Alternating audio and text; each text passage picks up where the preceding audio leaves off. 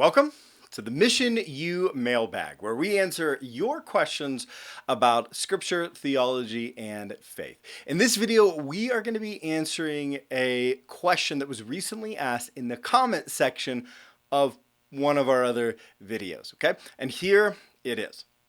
What about the Catholic Bible? Do you know why they have more books than the standard Bible? That's how it was worded. It's a great question. The Roman Catholic Church's Bible includes an additional 7 books that you will not find in Protestant Bibles. All 7 of these books come at the end of the Old Testament in the Catholic Bible, plus there's just a few additions to the books of Daniel and Esther. Sometimes we refer to these books as deuterocanonical, meaning belonging to another canon or another Bible, or you'll hear some people call them the apocrypha. They include Baruch, Tobit, Judith, 1st and 2nd Maccabees, Wisdom, and Sirach. So how did these extra 7 books make it into the Catholic Bible but not the Protestant Bible? Well, let's head back to the 1st century during Jesus' time. In the 1st century, the Pharisees were the leading Jewish religious group. They accepted the books in their Hebrew Bible that make up the same content of the 39 books of the Protestant Bible today. Since they set the tone for belief for most Israelites in that day, we can say that most Jewish people accepted the same canon of Scripture as Protestants accept in our Old Testament. The Sadducees were the second leading group in the 1st century, and they actually only accepted the first 5 books of the Bible as scripture. Those are the books of Moses, the Pentateuch. So the major groups in Israel itself did not accept these 7 extra books in the apocrypha as scripture. However, there was a different movement happening within Judaism named Hellenistic Judaism. Over the centuries, many Jews had been displaced from the land of Israel and they had been dispersed across the Roman Empire. Now, these Hellenistic Jews combined Judaism with elements from Greek culture. So much so that over the years, many of these displaced Jews were primarily speaking Greek and Latin and had lost their ability to read Hebrew. To meet this need, then, the Hebrew Bible was translated into Greek. This translation is very historically important and was called the Septuagint. The books of the Old Testament were gradually translated from Hebrew into Greek and were completed as the Septuagint a bit more than a century before Jesus' birth. As this gradual process happened in different places and different times, that is when those 7 additional books were put into the Septuagint, the Greek translation of the Hebrew Scriptures. But again, this was not originally the text all Jews were using in Israel itself. In fact, a council of Pharisees in the 1st century formally rejected the Septuagint. So why were the 7 extra books added into the Hellenistic Jewish Septuagint? Well, we can only speculate.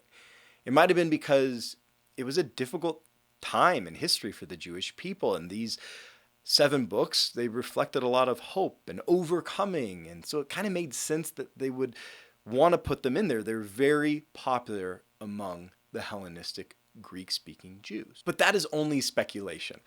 Over the first few centuries AD, the Septuagint grew in popularity and became widely used by Greek-speaking Jews. And because it was the main Greek translation, it just grew in popularity among Christians in the 1st century as Christianity grew across the Roman Empire.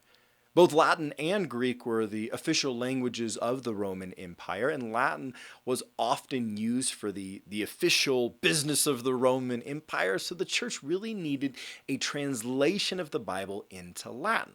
So in the late 300s, Jerome, an early church father, translated the Bible into Latin. He finished it in 405 AD. This translation became known as the Vulgate, or the Latin Vulgate. While Jerome really worked to translate as much as he could from the Hebrew for this final version, his first translations all came from the Greek Septuagint. So obviously he was very heavily influenced by the Septuagint. He left those 7 extra books in from the Septuagint then. He left them in the Vulgate. But Jerome actually explicitly denied that these 7 books should have been part of the Bible, and he believed that they did not have the status of Scripture. However, As the Roman Catholic Church began to really take formal shape in the late 4th century into the 5th century, Augustine was enormously influential. He argued for the church to accept the entire Vulgate, which became the norm. However, actually later in life, Augustine seemed to have changed his mind, and then he began to make this distinction between the rest of the Bible and those 7 books. And interestingly, it was not until 1546 and the Council of Trent that the Roman Catholic Church officially decreed that the Vulgate was the exclusive Latin authority for the church. So why didn't that happen until 1546? Well, it was because it was a reaction against the reformers. During the Reformation in the 1500s, the Roman Catholic Church had been using the Vulgate, including the 7 books of the Apocrypha, since Jerome had written it in 405.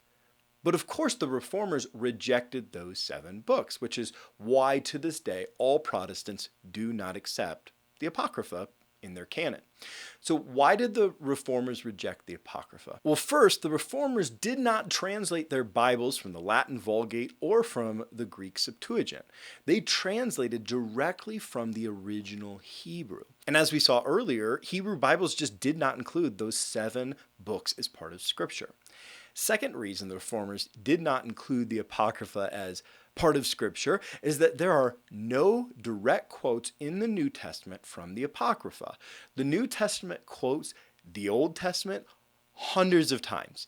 Some people think the number is even close to 1,000 times, but not a single time does the New Testament ever quote from any of those 7 apocryphal books. So clearly, the New Testament writers and Jesus did not believe those 7 books were a part of Scripture. Third, there are a few things in the Apocrypha that seem to contradict biblical teachings, such as praying to the dead and salvation by works. And while the idea of purgatory is nowhere to be found in the rest of the Bible, it might be hinted at in the apocryphal book of 2nd Maccabees. So those 7 books were not included in the Protestant Bible, but to this day, they are included in the Roman Catholic Bible. So there you go. That is the story of why the Catholic Bible has a few more books than the Protestant Bible. Thanks for watching the Mission U Mailbag. If you have questions about Scripture or theology or faith, please leave them in the comments below, and remember to subscribe to this channel on YouTube.